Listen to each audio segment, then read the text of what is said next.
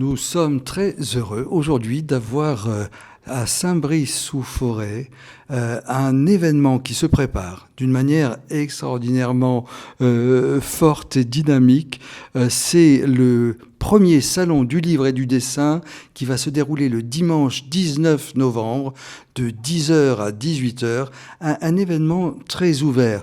Alors il se trouve que nous avons autour de nous une présidente, Geneviève Bonnet-Cadit, qui va prendre la parole dans un instant, Nicolas Fonceau, qui fait partie de l'association Les Arts s'enchaînent, qui est aussi chargé de joindre les auteurs pour le Salon du Livre, et puis Sébastien Gall, qui est élu, chargé du développement culturel à la ville de Saint-Brice, et je voudrais lui donner tout de suite la parole pour qu'il nous dise quelle est l'intention et quelle est l'implication de la ville dans cet événement du dimanche 19 novembre à Saint-Brice.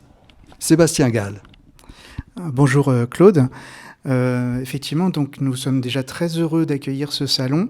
Je pense que c'était une très bonne idée puisque c'est une idée qu'on avait eue en mairie et il se trouve que l'association est venue nous contacter puisqu'elle avait exactement la même idée au même moment. Donc nous avons été ravis de pouvoir être partenaires sur ce salon. Donc nous sommes uniquement partenaires, on n'est pas décisionnaires, on laisse l'organisation à l'association et on essaiera de faire en sorte que ça se passe le mieux possible le 19 novembre. Alors ça va se dérouler où ? Donc je disais de 10h à 18h avec un programme qu'on va détailler dans un tout petit instant, mais c'est important de savoir où ça va se passer. Alors ça va se passer ici même, c'est-à-dire à l'entrée du théâtre Sylvia Montfort, appelé l'espace Paul Éluard, en hommage d'ailleurs à l'écrivain qui a vécu ici à Saint-Brice. Paul Éluard, c'est un poète qui a vécu donc à Saint-Brice et qui est un peu l'égérie de ce salon. Nicolas Fonceau, vous qui avez pu joindre de nombreux auteurs pour venir participer au salon, vous avez voulu aussi, avec votre association, donner l'élan à la poésie, et notamment à Paul Éluard. Nicolas Fonceau. Oui, on retrouve bien sûr ce thème surtout dans notre concours de nouvelles, mais tous les auteurs et éditeurs qui vont venir ont des thèmes très différents. Enfin, on n'a pas fait une sélection sur ce thème précisément pour les auteurs et éditeurs. Bien sûr. On va se tourner vers Geneviève Bonnet-Cadit qui est à l'initiative, je crois, de ce salon. Vous qui êtes à la fois auteur, écrivaine et peintre, professeur, et puis aussi présidente de l'association Les Arts s'enchaînent. Comment est venue cette idée ? Qu'est-ce qui vous a animé pour en venir à cet événement assez exceptionnel, de grande envergure, je crois, ouvert à tous, je le précise. Alors, ce projet est né il y a un peu plus d'un an. En fait, j'ai participé à plusieurs salons du livre en tant qu'autrice, auteure. Et donc, l'idée m'est venue de présenter ce projet aux membres de l'association en juin de l'année dernière. D'autant plus que l'association, le cœur de l'association, c'est de permettre à toutes les pratiques artistiques de s'exprimer, mais aussi d'échanger et éventuellement de se rencontrer pour produire des événements ou des manifestations ensemble. Donc le projet est né à ce moment-là. Donc j'ai présenté aux membres de l'association qui ont tous été partants pour participer, parce que faut que je précise quand même que toute l'organisation ne repose pas que sur mes épaules, mais sur les épaules de la plupart des membres de l'association qui ont tous accepté de prendre en charge une partie de l'organisation de cette manifestation. Alors la manifestation va se dérouler donc dans les locaux du théâtre Sylvia Montfort et donc dès le matin on va être au contact de nombreux auteurs que vous avez été très, très assidus pour les suivre et pour les faire venir jusqu'ici le dimanche 19 novembre. On aura qui comme auteur, quelques exemples de gens, des auteurs pour la jeunesse, des auteurs pour l'enfant, des romanciers, qui on va rencontrer ici? Oh, alors il y aura une grande variété, nous en attendons un peu plus d'une quarantaine, et il y aura de la poésie, comme il peut y avoir de la science-fiction, de l'aventure, des livres, de la littérature pour enfants, de l'histoire et même de la photo aussi, donc tout était ouvert. À eux nous présenter leurs ouvrages, on en a vu quelques-uns plus précisément, mais bon... une quarantaine, ils seront les bienvenus et on essaiera de les accueillir parfaitement. Ah, je crois qu'ils vont être très très bien accueillis, mais c'est surtout le public. Et là, je me tourne vers Sébastien Gall, qui est chargé du développement culturel ici dans la ville de Saint-Brice. Attirer le plus large public possible sur un événement culturel, je dirais, à la fois littéraire et artistique, c'est quand même un pari que vous avez envie de réussir. Sébastien Gall. Évidemment, on a envie de réussir, mais c'est aussi un défi, hein, surtout de nos jours où la lecture a tendance un peu à disparaître, certes pas complètement, mais il est effectivement difficile de faire venir les gens dans les salons. Pour en faire plusieurs autour de Saint-Brice, j'ai bien vu qu'il y avait de moins en moins de public. Mais on va essayer en tout cas de faire de la publicité. On a la chance d'avoir une commune qui compte quand même 15 000 habitants et qui est entourée de communes de taille à peu près identique. Donc on espère qu'effectivement le public va se déplacer. C'est aussi la raison pour laquelle on fait cette émission, et pour laquelle on met en place une communication dans le Saint-Brice Mag, sur les réseaux sociaux, sur Internet. Alors comment est-ce qu'on va attirer ici un large public, des enfants, des ados, dont on dit qu'ils ne lisent plus beaucoup, rencontrer des auteurs vivants? C'est souvent très marquant pour un adolescent de rencontrer un véritable écrivain. Et je crois qu'il ne faut pas rater cette occasion. Donc dans les collèges, vous allez faire connaître, dans les écoles, auprès des enseignants peut-être, vous allez tenter de faire connaître cet événement, Sébastien Gall? Oui, il y a déjà eu un concours de nouvelles lancé par l'association. Madame Bonnet-Cadit a déjà pris contact avec les collèges de secteur et le concours a été lancé. Donc on espère qu'effectivement, on pourra lire les œuvres de nos collégiens locaux. Eh bien, ça nous amène justement au programme de la journée qui commence par un petit café pour les auteurs le matin, mais à partir de 11h, un événement dans l'événement. De quoi s'agit-il, chère présidente Geneviève Bonnet-Cadit? Alors, juste avant de parler de cet événement, je voudrais quand même préciser que sur la même journée, nous organisons un concours de dessin dans la ville qui s'adresse à la fois aux enfants mais aussi aux adultes, que ce soit des adultes initiés ou pas, ou des gens débutants. Donc on leur proposera de se répartir dans la ville à partir d'un plan qu'on va leur fournir au moment de leur inscription. Ce ne seront que des indications pour leur montrer, leur proposer des choses qui pourraient être intéressantes à peindre. Et pour en revenir donc au programme de la journée, à partir de 11h, il y aura une table ronde animée par Jean-Claude Vitran, qui accueillera quatre personnes, 2 journalistes et 2 écrivains, sur la thématique de « Jusqu'où va la liberté de l'écrivain ». Ce qui est un peu le fil conducteur de du salon, puisque le concours de nouvelles était la liberté. On s'est appuyé sur le poème de Paul Éluard, qui a donc vécu il y a un peu plus de 100 ans à Saint-Brice, voilà, pour avoir un fil conducteur sur l'ensemble des événements qui jalonnent le salon. Très bien. Donc, on commence par un moment de réflexion autour de la création et des limites de la création. Enfin, si on peut appeler la limite, jusqu'où va la liberté de l'écrivain. J'espère que vous serez nombreux à venir à cette table ronde qui va explorer un peu les problématiques actuelles de la création littéraire. De la littérature à la musique, on n'a qu'un pas, hein. Et on peut peut-être, avant de poursuivre dans le détail de l'organisation de la journée, prendre un tout petit temps de musique.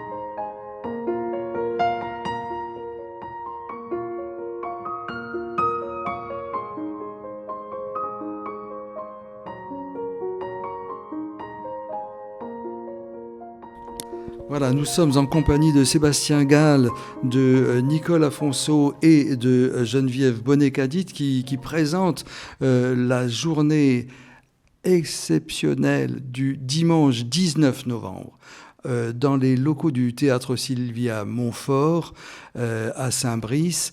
Et cette journée qui commence par donc cette table ronde sur la littérature va se poursuivre par quelque chose de très intéressant. Un atelier d'écriture qui va être ouvert à qui, Geneviève Bonnet-Cadit, et est-ce qu'il faut être déjà auteur, poète pour y participer ?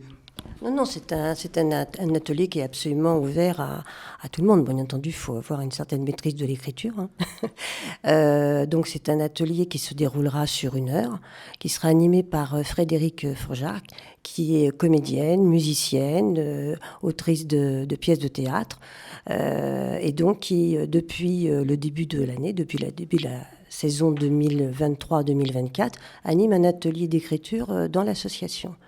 Donc, il s'agira, étant donné que c'est sur un temps assez court, de petits exercices que l'on retrouve un petit peu dans la plupart des ateliers d'écriture, comme des cadavres exquis, ou voilà, des petits jeux autour de l'écriture et non pas un travail d'écriture longue. Voilà, on n'est pas à l'école, on est vraiment là pour se faire plaisir et pour créer. Et s'apercevoir qu'au fond, la création n'est pas réservée qu'aux grands écrivains, mais qu'on peut aussi y trouver soi-même du plaisir. D'ailleurs, il y aura une lecture qui va suivre cet atelier. Il va y avoir des lectures de textes. Est-ce que vous pouvez nous en dire un tout petit peu plus ? Ça évoquera aussi le thème de la liberté, comme on l'a précisé tout à l'heure, ou bien ce sera beaucoup plus large ? Alors, les textes qui seront présentés donc en lecture publique, ce sont des nouvelles qui ont été écrites par les membres de l'association qui ont participé à un atelier d'écriture qui a fonctionné à peu près jusqu'à la pandémie, puisqu'ensuite il y a eu beaucoup d'interruptions Donc ça a été difficile en présentiel de continuer cet atelier. Donc ce sont des nouvelles qui ont été écrites avant 2021, en gros. Donc qui ont été sélectionnées par les personnes qui ont proposé cette animation et donc qui seront lues avec quelques petits effets théâtraux, voilà, pour animer un petit peu ces lectures. Alors ça va se dérouler donc dans l'auditorium de 15h à 15h30 et ça je crois que les gens qui seront là seront surpris par la qualité des textes qui seront dits. Vous approuvez, Geneviève? Alors les textes, il y aura un petit fascicule de recueil des textes qui seront lus donc à cette occasion-là et qui ont été illustrés par les membres de l'association qui participent à mon cours de dessin. Voilà, et le fascicule a été édité en plusieurs exemplaires et sera offert gratuitement au public. Merveilleux, on va non seulement venir se régaler nos oreilles et nos cœurs, mais on va repartir en plus avec un petit cadeau, qui est un recueil. Nicole Afonso, vous qui êtes à la fois aussi, vous n'avez pas fait que rechercher des auteurs, vous peignez aussi et vous dessinez dans l'atelier de Geneviève Bonnet-Cadit. Racontez-nous un tout petit peu ce qui s'y passe. Oh oui, depuis quelques années, Geneviève nous apprend ces techniques de dessin et de peinture et nous apprécions beaucoup. Et en plus, toute la classe de dessin est très fière de paraître sur ces petits fascicules. Et nous sommes impatients de les voir et de les retrouver. Nous les garderons précieusement. Formidable. On peut préciser encore quelque chose, Geneviève Bonnet-Cadit? Oui, donc une partie des dessins qui sont exécutés dans le cadre de ce cours de dessin seront affichés aussi donc, dans le salon, et ainsi qu'une partie de l'exposition qu'on avait présentée avec Rodolphe Laurencin, donc moi-même en tant que peintre et Rodolphe Laurencin, sur un regard croisé sur la ville, une exposition qui avait duré 3 semaines en 2020, donc deux peintres, de manières totalement différentes de s'exprimer sur le plan pictural, sur des sujets qui étaient choisis dans la ville. Voilà, donc cette journée vraiment exceptionnelle, le dimanche 19 novembre, toute la journée, on peut y venir un peu le matin, on peut y venir aussi l'après-midi, mais on écoutera des textes, on verra des dessins, des peintures exposées, et puis il y aura un café littéraire. Alors là, c'est aussi un moment de convivialité et aussi d'échange, puisque tout ceci, ça se fera dans une bonne ambiance, dans la bonne humeur. Geneviève Bonnet-Cadit, encore un mot là-dessus? Donc le café littéraire sera animé par Emmanuel Ronceau, qui était libraire à Saint-Brice. La librairie, malheureusement, a fermé depuis peu. Et donc, il a l'habitude d'organiser des cafés littéraires pour permettre aux auteurs de s'exprimer sur les livres qu'ils ont écrits. Donc, ça sera l'occasion d'entendre 3 auteurs qui viendront présenter leurs livres et répondre aux questions de l'auditoire. Et on peut les citer d'ailleurs, parmi ces 3 invités, nous avons Marie-Laure Madrel, Lionel Emery et Nathalie Solence. Voilà, la journée se terminera par la lecture du poème de Paul Éluard, Liberté, et puis par une intervention, en espérant que Monsieur le maire soit bien là ce jour-là. À défaut, nous aurions Sébastien Gall, mais Monsieur Leleu, le maire de Saint-Brice, sera présent pour clôturer la journée. Il est effectivement prévu qu'il passe, ce que nous souhaitons tous. J'en profite aussi pour préciser qu'on aura la chance d'accueillir le public donc dans l'auditorium, comme vous l'avez précisé tout à l'heure, un auditorium qui a été récemment amélioré en quelque sorte avec des plaques d'insonorisation que la municipalité a mises en place l'été dernier. Voilà, pour le plus grand bonheur des musiciens qui s'entraînent régulièrement ici au conservatoire Claude Debussy et qui fera le bonheur le 19 novembre des conteurs, des lecteurs divers et variés qu'on va pouvoir écouter. Eh bien voilà, vous avez comme ça une magnifique occasion de passer un très beau dimanche d'automne grâce à Sébastien Gall que nous entendions, Nicole Afonso et Geneviève Bonnet-Cadit qui a encore quelque chose à nous dire. Oui, juste pour la clôture du salon, donc après l'intervention de Monsieur le maire, j'interviendrai très rapidement également. Puis ensuite, on remettra surtout les résultats des concours de nouvelles et du concours de dessin. Donc ces deux concours, nous avons pu réunir des jurys avec un président de jury pour chacun des concours de nouvelles adultes, concours de nouvelles adolescents, ainsi que pour le concours de dessin. Donc c'est vraiment en toute impartialité, toute objectivité que les prix seront attribués. Et juste une petite, je voudrais ajouter une petite chose concernant le concours de nouvelles. La maison d'édition Lizy, Lire par les yeux, sans les yeux, pardon, se propose d'éditer en livre audio les nouvelles qui auront été lauréates. Et bien voilà, donc à Saint-Brice-sous-Forêt, vous devez être content, Sébastien Gall, le développement culturel est dans l'action. Il se déroulera donc en partie, donc le dimanche 19 novembre, ici même, au théâtre Sylvia Montfort de Saint-Brice. Et je suis sûr que, comme c'est ouvert à tout le monde, on aura énormément de plaisir à accueillir ici des jeunes, des enfants, des familles, des grands-parents et tous ceux qui aiment à la fois la poésie, la littérature, le dessin et puis la création en général. Et puis le fait de se rencontrer dans un bon esprit. Voilà. J'ai encore une chose à dire, j'ai oublié d'ajouter.